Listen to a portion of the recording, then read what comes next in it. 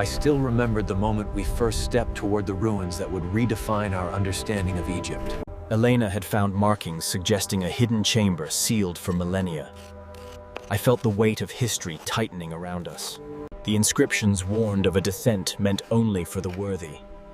Yet curiosity always carried us further than caution. As the entrance opened, I felt the temperature drop. The tomb was breathing for the first time in centuries. I knew then this was no ordinary burial chamber. The air held a metallic scent, like secrets waiting to be disturbed. The architects designed these corridors to disorient intruders. Yet with every step, Elena seemed more certain of the path. I felt gravity pulling us deeper, as though the tomb itself guided our movement. The reliefs were unmistakable, depictions of 12 chests guarded by divine decree. We finally had confirmation. I sensed the architecture shifting, becoming more treacherous. The builders wanted this place forgotten. Every step deeper felt like treading through layers of time. My heartbeat echoed in the stone. I wondered how many generations had passed since anyone last stood here. Elena believed this hall once served as a ceremonial route to the inner sanctum. The murals referenced a chamber of burdens, a name both sacred and ominous. The air grew heavier, as though the deeper layers refused to release their silence. I felt a familiar mild of dread and exhilaration. These shafts often hid the most ingenious traps. Each rung creaked with age, reminding me that the tomb was older than any nation alive today. We found remnants of rituals, evidence that this was once a place of preparation. The 12 circles confirmed we were on the correct path. Everything aligned with her hypothesis. I recognized the pattern, an old kingdom mechanism designed to confuse grave robbers. The sound of the stone shifting felt like a heartbeat returning after ages of silence. The architecture shifted again, more deliberate, more sacred. We were approaching the tomb's core. I sensed danger here. Collapses often marked the boundary between warning and punishment. Once we passed through, the air changed again. Colder, heavier, more ancient. We began seeing mineral traces. Gold had once been transported through this passage. Every Egyptian warning held layers of metaphor, but the serpent symbol rarely exaggerated threats. The pressure of the underground chambers felt unstable. We moved more cautiously. The hall suggested this was once a place of reverence. The treasure must lay below.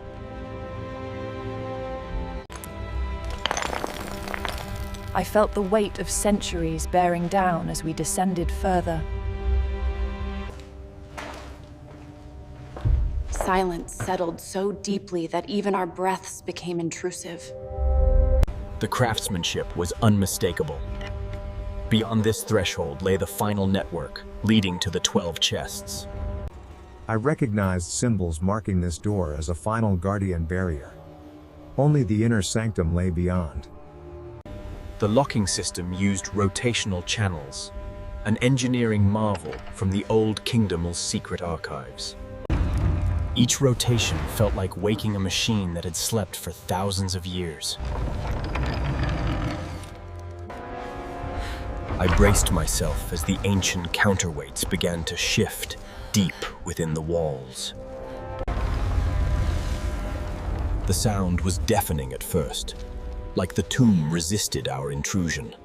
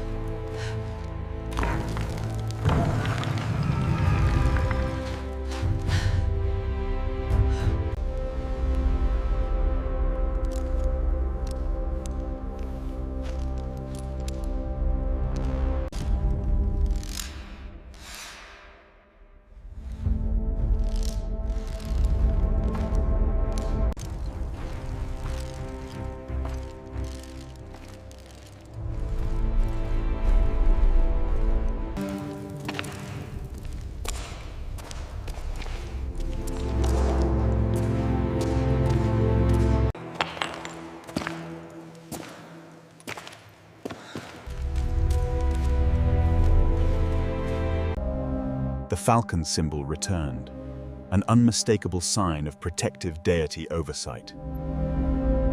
The slanted walls were deliberate, compressing movement to slow intruders. These carvings confirmed the extraordinary value of what lay ahead. Gold dust in the sediment was a clear sign that treasures once passed through this corridor. We followed the trail like archaeologists, chasing a whisper of ancient wealth. Ancient builders loved deception. Only one path would lead to the sanctum. Elena recognized the glyph as a sign of ascension, a path toward a revered destination. The refined construction suggested proximity to a chamber of high importance. The tighter the space became, the more I sensed we were entering a sacred core.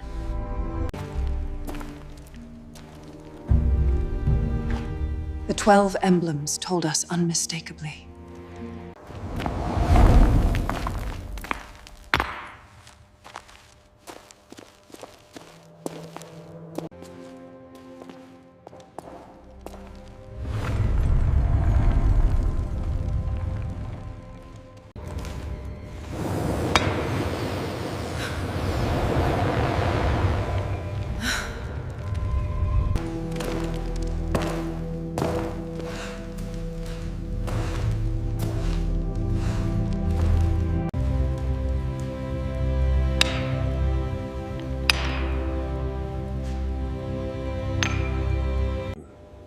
I recognize the darker tiles as markers of proximity.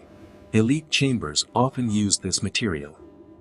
The pillars signaled a protective boundary, a symbolic separation from the outer corridors. The compressed spacing slowed intruders, a psychological test as much as a physical one. The mineral deposits above suggested we were beneath the treasury's original construction. The Guardians marked a crossing into a zone where traps traditionally intensified. Even the subtle shifts in floor level warned that the environment grew more unpredictable. The collapse hinted at seismic shifts long ago, yet it also meant we were still on the primary route. I felt tension rising. Every narrow space risked hiding dormant mechanisms. The echoes suggested empty space nearby, likely an uncharted chamber beneath us. Elena recognized ancient directional codes used exclusively for high-value vaults. The narrowing here was intentional, an architectural choke point to restrict approach speed. Each descent pulled us deeper into the tomb's original construction layers. These niches once held replicas, ritual objects placed before the real chests were sealed away.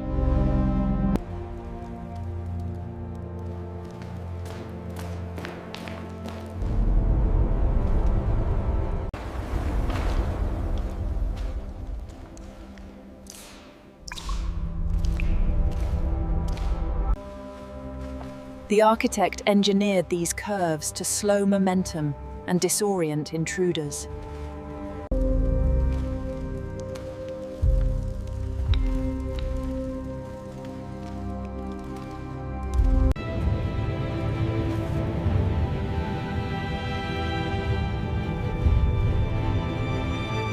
The depiction mirrored the earliest texts describing the final treasury vault.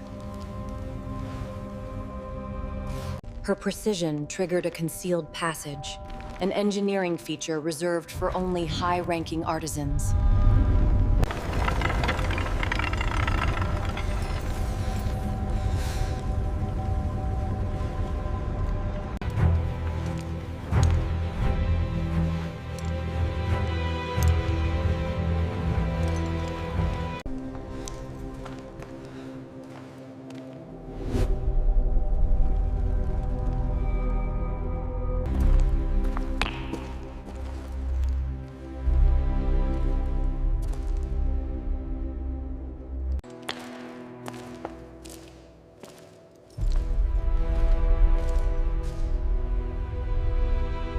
Crossing that threshold felt like stepping into the Pharaoh's breath itself, as though the chamber awaited our arrival.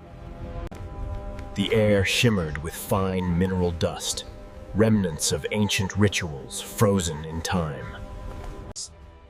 The rings represented 12 trials, symbolic markers tied to the chest's final placement.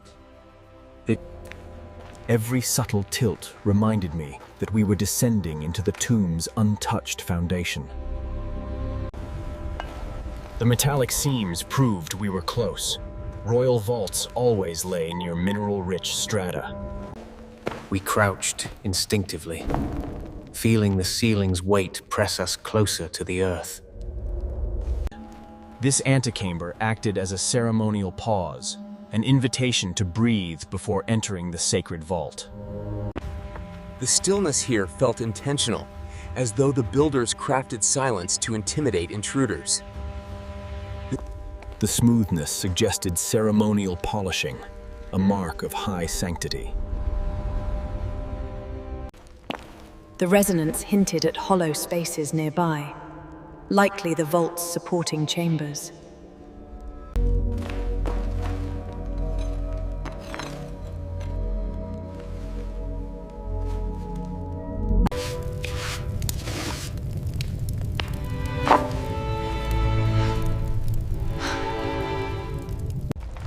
The grinding stone echoed like a warning across centuries, yet we pressed onward. My breath caught. This chamber was larger than any recorded royal vault.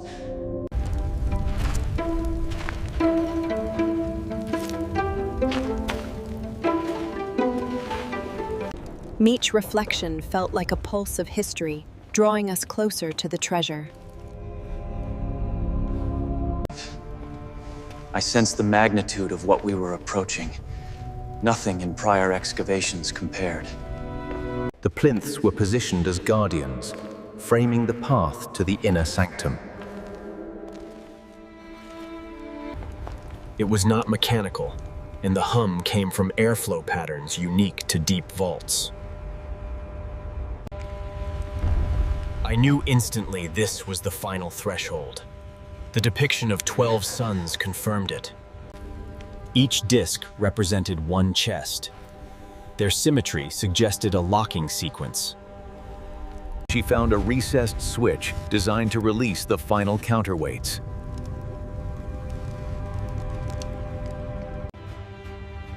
I felt the tremor through my boots, a reminder of the engineering genius we were disturbing. The light that spilled out was unlike anything I had ever seen. Pure, warm, and ancient. We stood in the outer sanctum, a ceremonial shell built to honor what lay deeper still. I felt the chamber guiding us inward, as though the treasure itself beckoned. This arch marked the entrance to the Pharaoh's final resting treasury, the heart of the mystery. The dust moved as if stirred by ancient breath, guiding our path once more. My heart raced. I realized we were staring at the silhouettes of the legendary chests. I finally understood the scale of the discovery. These 12 chests were far larger and more I felt overwhelmed by the craftsmanship. No treasure I had studied compared to the scale of this chest. Every carving seemed to recount a chapter of the Pharaoh's eternal journey. Chest after chest revealed a new layer of symbolism, each tied to a different celestial deity. The arrangement mimicked the curve of the night sky, an echo of the Pharaoh's cosmic beliefs. I realized the days served as a celestial map, aligning the chests with star patterns. The dust felt alive, as if echoing the rituals once performed here. The lotus motif signified rebirth, suggesting this chest played a vital role in the Pharaoh's spiritual ascent. The guardians embodied protection, reinforcing the sanctity of everything stored within. Even in decay, the chest radiated authority. Time had only softened its brilliance, not diminished it. This level of polish suggested ceremonial handling long after the chest was placed here. In that stillness, I felt the presence of every artisan who had once worked in this vault. The vertical patterns symbolized purification, a rite essential to the Pharaoh's eternal passage. The repetition of sun imagery reaffirmed this vault's solar alignment. These marks hinted at rituals performed directly upon the chests during consecration. The serpent handles symbolized guardianship of forbidden knowledge. Only the highest-ranking chests carried gemstone inlays. This one must have held something of unparalleled significance. Standing before the final chest, I understood why legend spoke of it with reverence. Its brilliance surpassed imagination. I felt the culmination of our journey, the convergence of myth, craftsmanship, and devotion. Seeing the chests together was like witnessing the Pharaoh's dream of eternity made real. I left the vault knowing our discovery would reshape history. Yet its true power lay not in the gold,